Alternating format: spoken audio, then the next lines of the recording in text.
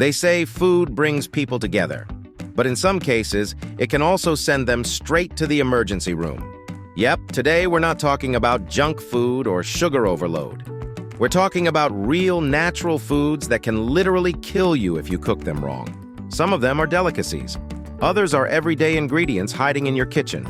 Either way, one wrong move and dinner could become your last meal. So sharpen your knives carefully and keep your first aid kit nearby, because this is top 7 foods that can kill you if cooked wrong, right here on History of Food.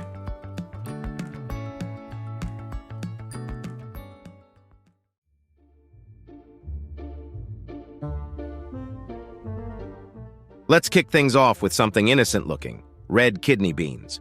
They're packed with protein, fiber, and nutrients, but undercooked, they're pure poison. Raw or undercooked kidney beans contain a toxin called phytohemagglutinin, which can cause severe nausea, vomiting, and stomach cramps. Just 3 or 4 raw beans are enough to make you seriously sick. Here's the twist. People often make this mistake with slow cookers. The low temperature doesn't kill the toxin, it just warms it up, like prepping it for battle. The safe way to eat them?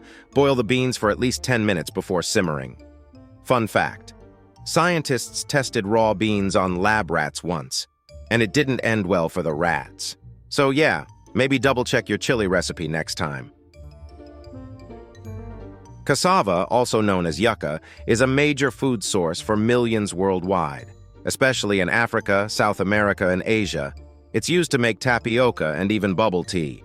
But here's the dark side. Cassava contains cyanogenic glycosides, which can release cyanide when not processed properly. If eaten raw or undercooked, cassava can cause dizziness, paralysis, or worse.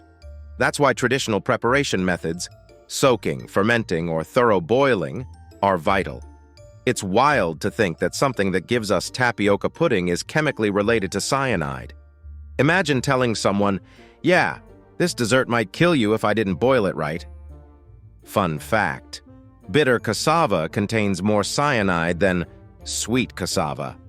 So if you ever find yourself choosing between the two, pick the one that sounds less deadly. Up next, Japan's most infamous delicacy: Fugu, or pufferfish.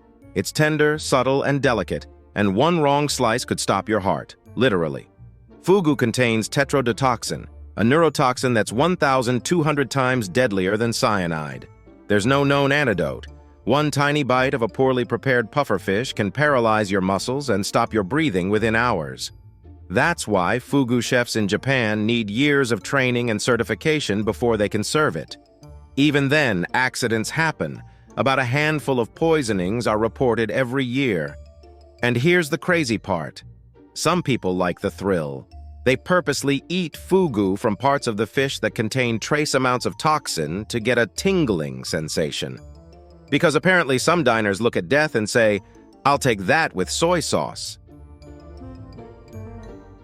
If you ever visit Jamaica, you'll hear about ackee and saltfish, the country's national dish. But before you grab a spoon, be careful. The ackee fruit is delicious only when properly ripe. If you eat it before it opens naturally, you risk a deadly toxin called hypoglycin A. This toxin prevents your body from converting sugar into energy, causing something called Jamaican vomiting sickness. Yes, that's its actual name, not a reggae song. The fruit must open on its own, and the inner yellow arils must be boiled and cleaned before eating. Prepared correctly, ackee is creamy, buttery, and totally safe. But unripe? It's like playing Russian roulette with breakfast. Fun fact: Jamaica actually exports a lot of processed ackee, usually canned or frozen, under strict safety rules. But here's the catch. The US bans the import of fresh, raw ackee because of its toxic potential. So if you ever try it abroad, make sure it came from an approved source, not your cousin's carry-on bag from Kingston. Rhubarb leaves, the deadly dessert plant. Now here's one that might shock bakers everywhere. Rhubarb. The stalks make delicious pies and jams, but the leaves, they're packed with oxalic acid and anthraquinone glycosides, which can cause kidney failure and seizures. During World War I, when food was scarce, the British government actually encouraged people to eat rhubarb leaves as a vegetable substitute. Big mistake. It led to several poisonings and a very quick public retraction. The stalks are perfectly safe, tangy, tart, and full of flavor, but the leaves, off limits. It's like nature's version of a do not touch sign. Fun fact. Despite the myth, snails and slugs do eat rhubarb leaves. Some gardeners even use the leaves as slug traps, proof that the real danger is for humans, not the pests. You've probably seen it.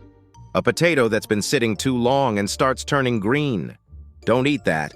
The green color comes from chlorophyll, which itself is harmless, but it signals the presence of solanine, a natural toxin that can cause nausea, headaches, and even hallucinations.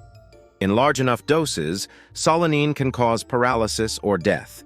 So if your potatoes have green spots or taste unusually bitter, toss them out. No mashed potato is worth dying for.